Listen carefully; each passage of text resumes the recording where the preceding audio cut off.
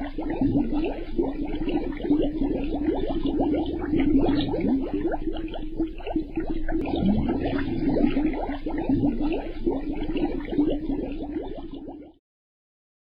الله الرحمن الرحیم. الحمد لله رب العالمین و العاقبة للمتقین و الصلاة و السلام علی رسول الله محمد و علی آله و صحبه اجمعین.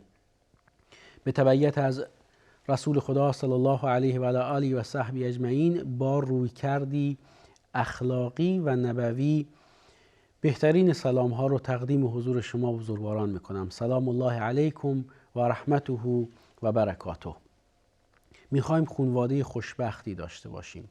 باید ارزش‌های اخلاقی رو در نظام خانوادگی خودمون نهادینه بکنیم. باید خوبی‌ها و ارزش‌های اخلاقی رو بشناسیم، چون در اسلام عملگرایی همراه با شناخت محوری از اهمیت خاص و ویژه‌ای برخوردار است. یعنی شناخت ارزش‌ها و عمل به ارزش‌ها. و وقتی که از خوشبختی خانوادگی در چارچوب ارزش‌های اخلاقی سخن میگیم، دو رویکرد کلی و اساسی به عنوان وظیفه فراروی ما قرار میگیره، بلکه دو قاعده کلی است برای رسیدن به خوشبختی با بهره‌گیری از راهنمودهای قرآنی در زمینه اخلاق اسلامی برای رسیدن به خوشبختی در نظام خانوادگی. یک، شناخت ارزش‌های اخلاقی و عمل به اون برای نهادینه کردنش در نظام خانوادگی. دو، شناختن رذایل اخلاقی، آنچه که در زمینه اخلاق جزو منش‌ها و اخلاق پست و فرومایه شمرده میشه و به تبع دوری از اینچنین خلقیاتی، دوری از رذایل اخلاقی. با این دو رویکرد هست که میتونیم در نظام خانوادگی خودمون به خوشبختی برسیم. این سخن رو از این حدیث رسول خدا صلی الله علیه و آله و صحبه اجمعین گرفتیم که مؤمن طعان نیست، مؤمن لعان نیست، مؤمن فاحش و فحش دهنده نیست، در گفتار و کردار او زشتی و ناپسندی نیست، مؤمن بددهن و کجدهن نیست، دهن کجی و بد و بیراه نمیگه به این و اون. یعنی مؤمن برای اینکه ایمانش کامل بشه باید از این رذایل اخلاقی دوری بکنه. انسان برای اینکه خوش اخلاق شمرده بشه باید از رذایل اخلاقی دوری بکنه. برای اینکه آراسته به اخلاق خوب و پسندیده بشه باید ارزش‌های اخلاقی رو بشناسه و اون رو در رفتارها و رویکردهای خودش عملی بکنه. در نظام خانوادگی هم همین گونه است. برای اینکه یک خانواده خوشبخت باشه باید ارزش‌های اخلاقی رو در چارچوب خانواده خودش نهادینه بکنه، از رذایل اخلاقی دوری بکنه. قضاوتی که دیگران هم میکنن بر اساس رفتار و اون رویکردی است که از ما میبینند. برای اینکه اخلاق ما خوب و پسندیده باشه، برای اینکه خانواده ما اخلاق خوب و پسندیده رو از ما تجربه بکنند و برای اینکه در نظام خانوادگی خودمون احساس سعادت و خوشبختی بکنیم و دیگر اعضای خانواده در کنار ما این احساس رو داشته باشند، ارزش‌های اخلاقی و آراسته شدن به ارزش‌های اخلاقی به همراه دوری از رذایل اخلاقی اهمیت خاص و ویژه‌ای داره. به این خاطر ما سخن خوب و پسندیده در کنار گشاده رویی رو به عنوان یک راهنمود قرآنی و نبوی در زندگی خودمون میبینیم. رسول خدا صلی الله علیه و آله و صحبه اجمعین به عنوان شخصیتی که هم رسول الله بودند و هم فردی از افراد بشر، ریز و درشت مسائل زندگی رو برای ما بیان فرمودند، تبیین فرمودند. در هنگام عصبانیت چگونه تعامل کردند با اعضای خانواده خودشون، در خوشی‌ها چگونه تعاملی داشتند. این که الله متعال به ما دستور میده که به مردم سخن خوب بگید و قولوا للناس حسنا، به مردم سخن خوب بگید. آیا خانواده‌مون، همسرمون، فرزندمون، پدر و مادرمون از حق و سهم بیشتری در این دستور الهی برخوردار نیستند؟ ما که دستور یافتیم به مردم سخن خوب بگیم، آیا شایسته نیست که با خانواده خودمون این گونه تعاملی داشته باشیم؟ و آیا این بهتر نیست که همچنان که میگیم باید در تعامل با افراد جامعه رفتار و گفتار خوب و پسندیده‌ای رو پیشه بکنیم، در رابطه با خانواده و اعضای خانوادهمون این موضوع از اهمیت بیشتری برخوردار نمیشه؟ قطعاً برخوردار میشه. و قولوا للناس حسنا، به مردم سخن خوب بگید و به خوبی با مردم سخن بگید، در رابطه با نظام خانوادگی از اهمیت بیشتری برخوردار میشه. الله متعال دستور میده که به مردم سخن خوب بگید، مراقب باشید، هشدار میده مراقب باشید که شیطان در بین شما کشمکش و درگیری ایجاد نکنه.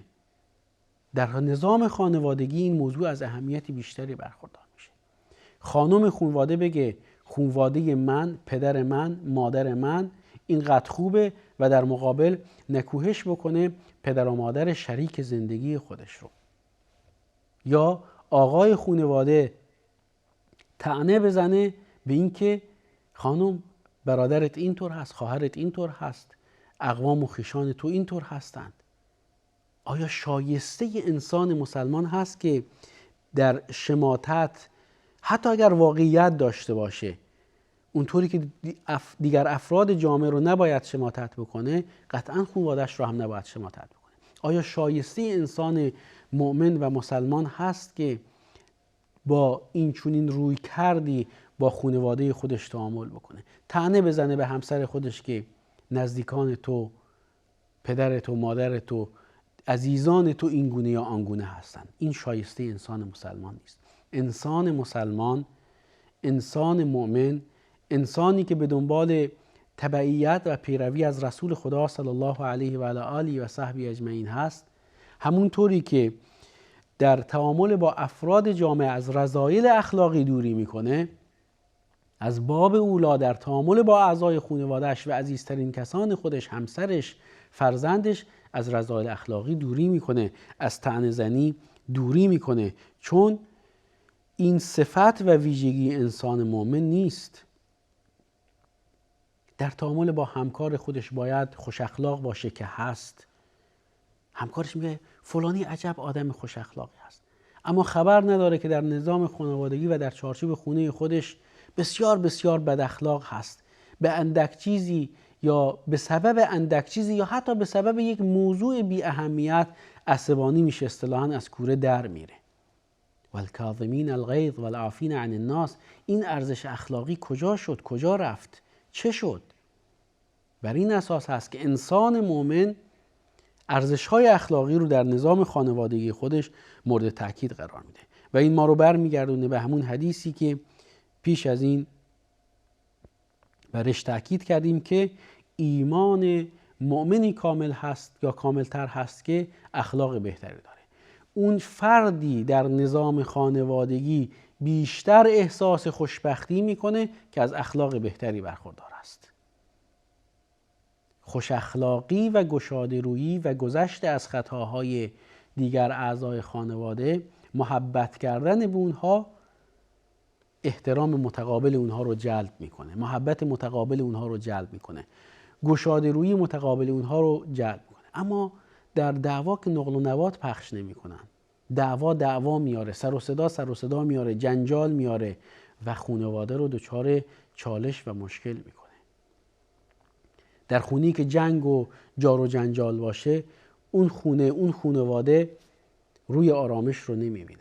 اگه میخوایم احساس خوشبختی بکنیم، اگه میخوایم خودمون در مسیر خوشبختی باشیم، اگه میخوایم خانواده‌مون رو در مسیر خوشبختی قرار بدیم، اخلاق خوب و پسندیده رو پیشه بکنیم و با اخلاق خوب و پسندیده، با معنای عام و فراگیر اون و با ارزش فراگیری که داره، با اعضای خانواده‌مون تعامل بکنیم. اصلاح در میان دیگران با هم دچار مشکل شدند، ما تلاش بکنیم که با هم دیگه آشتی بکنند، کدورت‌ها رو کنار بگذارند. یک ارزش اخلاقی و یک رفتار بسیار خوب و پسندیده است. در نظام خانوادگی از اهمیتی بیشتری برخوردار است. حتی اون جایی که زن و مرد دچار چالش میشن تا حدی که رویاروی هم می ایستند و لحظه به لحظه از یکدیگر دورتر میشن. الله متعال دستور میده که در اونجا فبعثوا حکما من اهلی و حکما من اهلها، که از دو طرف یک داور، یک حکم، یکی از طرف خانم، یکی از طرف آقا انتخاب بشه، اینها حکمیت بکنند. در ادامه الله متعال میفرماد ای یریدا اصلاح یوفق الله بینهما، اگر خواهان اصلاح باشند الله در میان اونها سازش برقرار. یک معنی اینه که اگر دو حکم فی الواقع و به راستی به دنبال ایجاد اصلاح در بین این خانم و آقایی باشند که به عنوان زن و شوهر با هم دچار اختلاف شدن، این اتفاق میفته، این تفاهم میفته و اونها به آشتی روی میارند.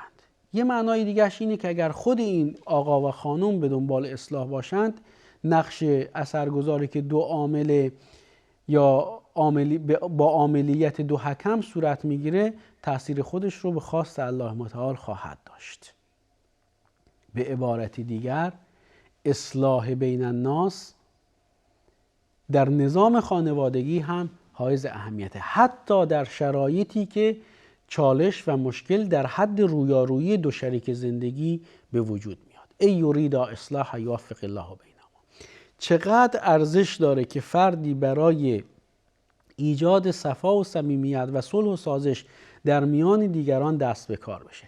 در نظام خانوادگی این از اهمیت و ارزشی بیشتر برخوردار میشه. اگر خانم و آقایی دچار کدورت شدند و تعاملات و روابط اونها تیره شد و حتی نزدیک شدند به این که از همدیگر جدا بشن و نظام خانوادگی اونها در آستانه فروپاشی قرار گرفت، هم اطرافیان باید به این ارزش و راهنمود قرآنی عمل بکنن و تلاش بکنن که این کدورت ها رو از بینشون بردارن، و هم خود این خانم و آقا خوبی هایی رو که در حق هم دیگه داشتن اون رو از یاد نبرن، یعنی خوبی هایی رو که از طرف مقابل دیدن اون رو از یاد نبرن و سعی بکنن که در بین خودشون صلح و صفا و صمیمیت ایجاد بکنند. این فضیلتی است بسیار ارزشمند، بزرگ و دستوری است قرآنی. و اصلح ذات بینکم، نحوه تعامل شما با یکدیگر به گونه‌ای باشه که در جهت اصلاح و بهکرد روابط شما باشه. این یک دستور و قانون و فرمان کلی الله متعال در همه طبقات و لایه‌های زندگی انسان هست و در نظام خانوادگی از اهمیت خاص و ویژه‌ای برخوردار میشه. اما افسوس که ما به این ارزش‌ها کم توجهی میکنیم و میبینیم که چه بسا با یک کدورت کوچک که در بین اعضای خانواده پیش میاد، یک نظام خانوادگی به کلی از هم میپاشه. چرا؟ چون به این راهنمودها بی توجهی میشه، کم توجهی میشه و اونطوری که باید و شاید بهش عمل نمیشه. حسن ظن به مردم، الله متعال میفرماید یا ایها الذین آمنوا اجتنبوا کثیرا من الظن ان بعض الظن اثم. ای اهل ایمان، ای کسانی که ایمان آورید، از بسیاری از گمانها بپرهیزید، اجتناب بکنید، چرا که برخی از برخی از گمانها گناه است. انسان وظیفه داره، انسان مسلمان مأمور هست، دستور داده شده به این که به دیگران خوشبین باشه، ساده بین نباشه، واقع بین باشه، خوشبین باشه، گمان بد به اونها نداشته باشه. بدگمانی به دیگران گناه هست.